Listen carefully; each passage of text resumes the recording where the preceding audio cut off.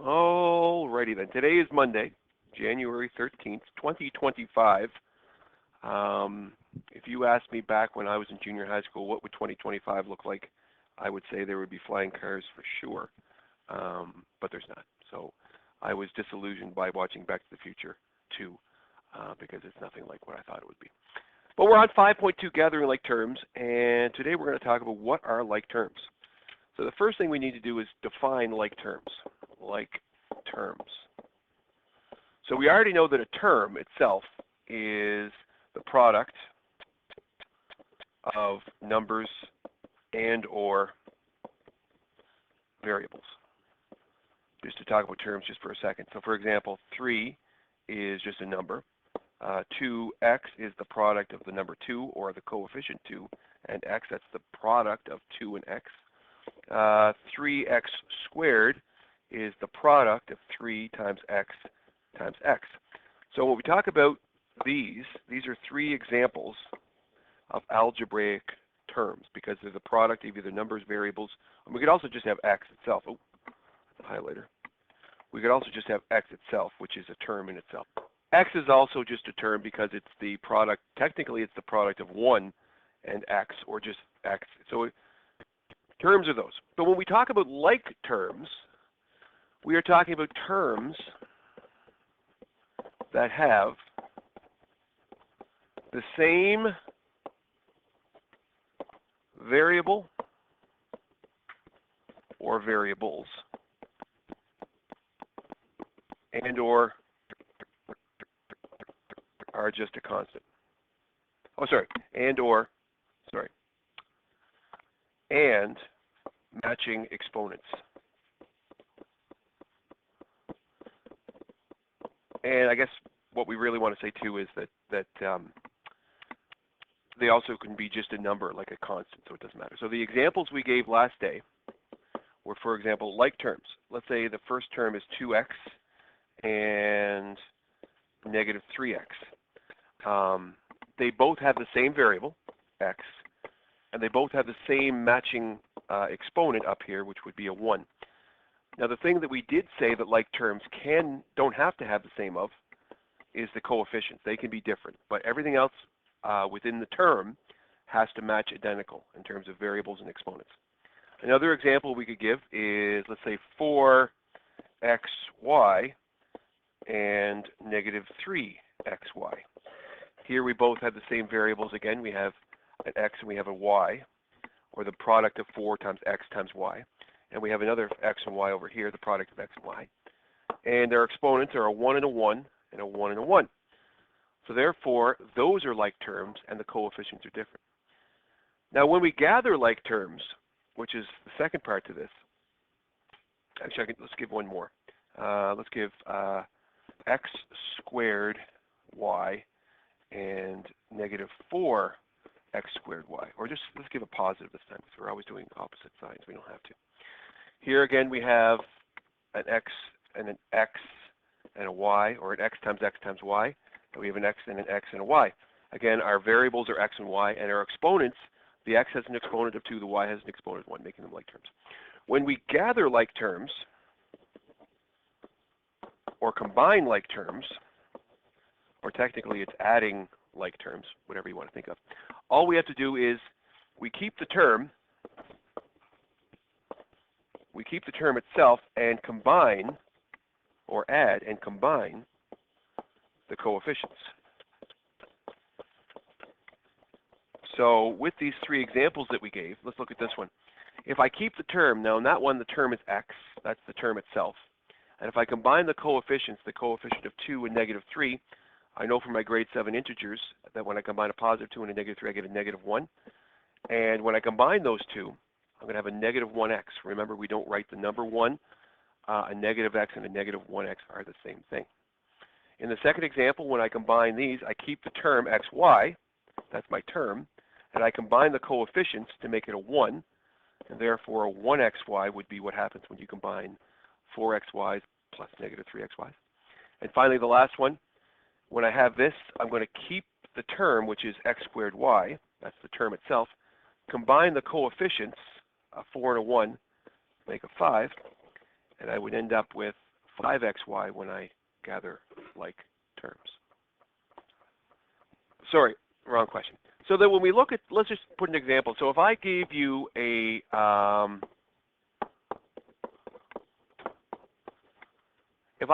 this 4-term polynomial, and if I was to draw it, I would draw an x squared for the first term. I draw a 3, which is these little 3 integer chips for the second term. I draw a negative 4x squared for my third term, right here, negative 4x squared, and I draw a positive 2 for my fourth term. So pictorially, numerically, this is the polynomial, a 4-term polynomial. Pictorially, this is that same 4-term polynomial. When I gather like terms, typically you want to gather them in what's called descending degree of terms. Since this has 4 terms, remember a degree of a term is based on looking at the term's variables and then adding up the exponents within that term. So x squared just has 1 variable with an exponent of 2, degree of 2. No variable, degree of 0. 1 variable, degree of 2, and no variable, degree of 0. When we gather like terms, we want to look at the terms that have the highest degree first. So I'm going to gather my x squareds first. When I combine a 1x squared with a negative 4x squared, keep your x squared and combine the coefficients. A positive 1 and a negative 4 will make a negative 3. It's easier to see it pictorially because I understand that when I put 2 red lines through those particular pictures, I'm creating what's called an algebraic 0 pair. And I can pictorially see that I'm left with negative 3x squareds. I can put my lines through them because I've combined them. And the last thing is to combine the terms that don't have variables, called your constants. A positive 3 and a positive 2, we know from grade 7, will make a positive 5. And when I combine like terms within that 4-term polynomial, I'll end up with a binomial of negative 3x squared plus 5. That's called gathering like terms. If I give you another one, and I just say, okay, what's this one here? Then I'll go like this, and I'll go like this, and I'll go like this, and I'll go like this, and I'll go like, let's go this. There is 1, 2, 3, 4, 5 terms. If I was asked to write that 5-term polynomial, I would say it is 2x, that's the first picture, minus 2, minus x squared, or negative 1x squared, keeping in mind the subtraction sign that binds our terms together is actually the negative sign of the term itself. It kind of coincides together, the same idea. Then I'd have a plus 2, and I'd have a plus x squared. Okay? So when you look at that picture, you should be able to see those 5 terms written numerically. When I gather like terms, I'm going to gather my highest degree terms first. Above each, I'll write the degree. 1 variable, exponent of 1. No variable, exponent of 2, exponent of 0, exponent of 2, degree of 2. Those are the degrees in green. Gather the highest degree terms first, my x squareds. A negative 1, so I'll write down the x squareds, going to gather those first. A negative 1 combined with a positive 1 makes a 0. And multiplying by 0 makes nothing. So 0x squared, we really say algebraically, that's a 0 pair algebraically. I have no x squareds left. They're gone. So I make nothing. They're totally annihilated. Next degree term to be my x's. I just have the 1 term. So 2x will remain 2x, just like that. No 0 pairs. And then when I combine the negative 2 constant with the positive 2 constant, it makes 0. So when I combine the 5 terms in this polynomial, I end up with a monomial, a single term, just 2x or 2 times x. That's all that's left when I combine those 5 terms together. So the last thing is this: if I gave you a really complex one, and I'm going to intentionally give you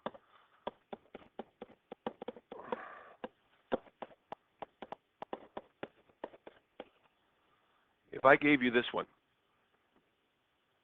which is much more complicated because the terms are not, we can't draw these. It's impossible to draw the 3x squared y. It's impossible. Well, we can draw an xy, but we don't know how to. So here, once we get into the realm of kind of more complicated terms, we can't draw them. If we keep x squareds and x's and constants, we can do that, but we can't draw these. But if I look for degrees of terms, there's 4 terms here. This is a term. The variables are x and y. The exponents are 2 and an invisible 1. Therefore, this particular term has a degree of 3. This one has 2 variables, x and y, invisible 1s on each of them, degree of 2, degree of 2, degree of 2.